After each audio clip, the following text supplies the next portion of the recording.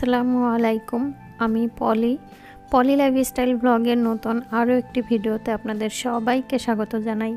কেমন আছেন আপনারা সবাই? যে যেখান থেকে আমার ভিডিওটি দেখছেন আশা করি সবাই অনেক ভালো আছেন। আমরাও আপনাদের দোয়ায় এবং আল্লাহর রহমতে আলহামদুলিল্লাহ ভালো আছি। আজকের ভিডিওটি সকালে নাস্তা করার পর থেকে শুরু করেছি। নাস্তা করা শেষ করে তারপরে ছেলের রুমে এসে কিছুটা ক্লিনিং কাজ করেছি। তারপরে তার রুমের বেডশিটটাকে উঠিয়ে অন্য একটা বেডশিট বিছিয়ে দিলাম। আমার আজকের ভিডিওতে সকাল এবং দুপুরের কোনো রান্নাবান্নাই শেয়ার করিনি, একেবারে রাত্রে একটা রেসিপি শেয়ার করেছি। আশা করি আপনাদের ভালো লাগবে। একটা আপুর রিকোয়েস্টে আমি একটা রেসিপি শেয়ার করেছি। তো সকাল আর দুপুরের রেসিপি যদি শেয়ার করতে যাই তাহলে ভিডিওটি অনেক বড় হয়ে যাবে। এ কারণে শুধু রাত্রে সেই রেসিপিটাই শেয়ার করেছি। তো যারা আমার ভিডিওটি দেখছেন তারা প্লিজ ভিডিওটিতে একটা লাইক দিয়ে কন্টিনিউ করবেন। আর যারা নতুন আমার চ্যানেলটাকে সাবস্ক্রাইব করে পাশে থাকা বেল বাটনটি প্রেস করে আমার পাশেই থেকে যেতে পারেন। আমার একটা ভিডিওতে আমি যে মেরা দিয়ে হাটে গিয়েছিলাম, তো সেখানে কি করেছি না করেছি সামান্য কিছু ভিডিও শেয়ার করেছিলাম। তো সেই ভিডিওতে আপুদের বিভিন্ন ধরনের মন্তব্য ছিল, যদিও কমেন্টস বক্সে যাদেরটা জানানো গেছে তাদের উত্তরটা আমি জানিয়ে দিয়েছি।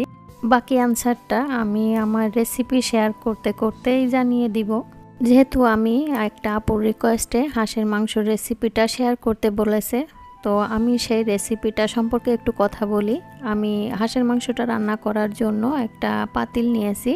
তার ভিতরে পেঁয়াজ কুচি, দারচিনি, এলাচ, তেজপাতার টুকরা দিয়েছি।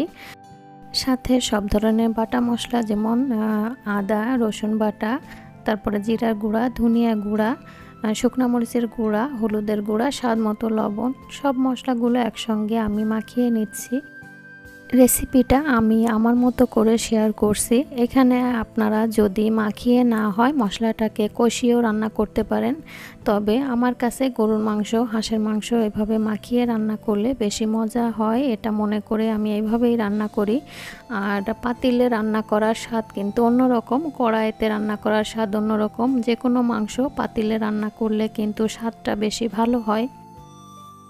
সব কিছু মশলা দিয়ে মাংসটাকে দিয়ে ভালো করে মেখে আমি কিছু সময় রান্না করে কষিয়ে নিয়েছি।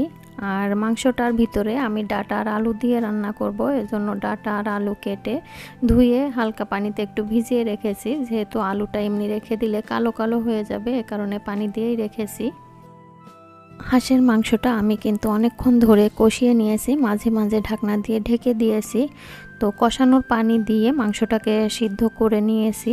তারপরে হালকা পানি থাকা অবস্থায় ডাঁটা আর আলুটা দিয়ে দিয়েছি আমি। এই পর্যায়ে এসেই দিয়েছি, পানিটা হালকা ছিল আর কি। তো নাড়াচাড়া করে মিশিয়ে তারপরে ঢাকনা দিয়ে আবার একটু ঢেকে সিদ্ধ করে নিব। মাংসটা আর আলু এবং ডাঁটাগুলা ভালো করে কষিয়ে নেওয়ার পরে আমি ঝোলের পানিটা দিয়ে দিব। তারপরে আমার রান্নাটা শেষ করব। মেরা দিয়ে হাট থেকে আমি 3টা হাঁস কিনেছিলাম। তো আখিনুর আপু হাঁসের প্রাইসটা জানতে চেয়েছিল যে আপু 3টা হাঁস কত দিয়ে কিনেছো। আপু আমি 1700 টাকা দিয়ে কিনেছি 3টা হাঁস। আর একটা আপু রেসিপি শেয়ার করতে বলেছিল, সে আপুর রিকোয়েস্টে রেসিপিটা শেয়ার করেছি। আর আমাদের শ্রদ্ধেয় এক আপু, আমি বড় আপু বলি আর কি, সালমা আপু বলেছিল তোমার হাঁসের মাংস রান্না করলে আমাকে দাওয়াত দিবে। তো আপুকে দাওয়াত দিচ্ছি আমি। আপু চলে আসেন, আমার হাঁসের মাংস রান্না করেছি আর রুটি বানাবো। রুটি বানানোর জন্য আমি চাউলের গুঁড়া দেশের থেকে নিয়ে এসেছিলাম, শুকনো চাউলের গুঁড়া। তো কড়াইতে পানি দিয়ে পানিটাকে ভালো করে ফুটিয়ে নিয়েছি। পানির ভিতরে স্বাদ মতো লবণ দিয়েছিলাম। তারপরে আটাটাকে ভালো করে ময়ান করে রোল আকারে করেছিলাম। তারপরে সেখান থেকে লুচি কেটে রুটিগুলা বানিয়ে নিয়েছি। আর চাউলের রুটিগুলা জানি না দেখতে কেমন হয়েছে, হয়তো সালমা আপুর মতোই বলবো, মানচিত্র হতেও পারে আবার পৃথিবীর মতো গোলও হতে পারে, এরকম হয়েছে আর কি। তবে একটা কথা, আমি চাউলের রুটিগুলা কখনো বানাইনি আর বানাতে পারি না আসলে, যে প্রথম বানিয়েছি।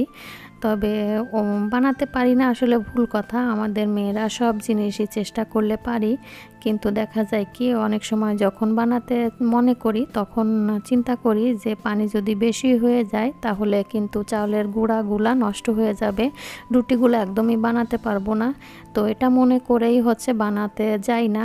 তো আজকে অনেকটা সাহস নিয়ে বানিয়ে ফেলেছি। রুটিগুলা কিন্তু মাশাআল্লাহ অনেক সুন্দর হয়েছে আর ফুলকো ফুলকো রুটি হয়েছে। রুটিগুলা বানিয়ে আমি একটা কাপড়ের ভিতরে রাখছি। এখানে আমার একটা পুরানো ওড়না নিয়েছি। যাদের হটপট নেই তারা কিন্তু হটপট ছাড়া এইভাবে রুটি বানিয়ে রাখলে রুটিগুলা গরম এবং কিন্তু নরম থাকে অনেকক্ষণ ধরে। শুধু অনেকক্ষণ না, দেখা যাচ্ছে আমি রাত্রে বানাচ্ছি, সকালেও রুটিগুলো অনেক নরম ছিল। তো যাদের হটপট নেই, হটপট ছাড়াও কিন্তু এভাবে রুটিগুলা বানিয়ে রাখা যায়। আমার কাছে মনে হয় হটপটের থেকে এরকম পাত্রে রাখলে রুটিগুলা খুব সুন্দর থাকে। আমি রাইস কুকারের বাটির ভিতরে আমার ওড়নাটা দিয়ে চারিপাশেই কাপড়টা ছড়িয়ে দিয়েছি, তার ভিতরে রুটিগুলা রেখে দিচ্ছি। এরপরে রুটিগুলা সম্পূর্ণ সেকা হয়ে গেলে কাপড়টা দিয়ে ঢেকে রাখবো। এটাকে একটা টিপস হিসেবে নিতে পারেন, তবে এই টিপসটা কিন্তু খুবই সুন্দর এবং কাজের। আপনারা চাইলে এই পদ্ধতিটা ফলো করতে পারেন। সব রুটিগুলা সেকে আমি এইভাবে কাপড় দিয়ে ঢেকে রেখেছিলাম। তো খাওয়া দাওয়ার ভিডিও আর শেয়ার করিনি। আজ এ পর্যন্তই। সবাই সুস্থতা কামনা করে শেষ করছে আমার আজকের ভ্লগ। আল্লাহ হাফেজ। আসসালামু আলাইকুম।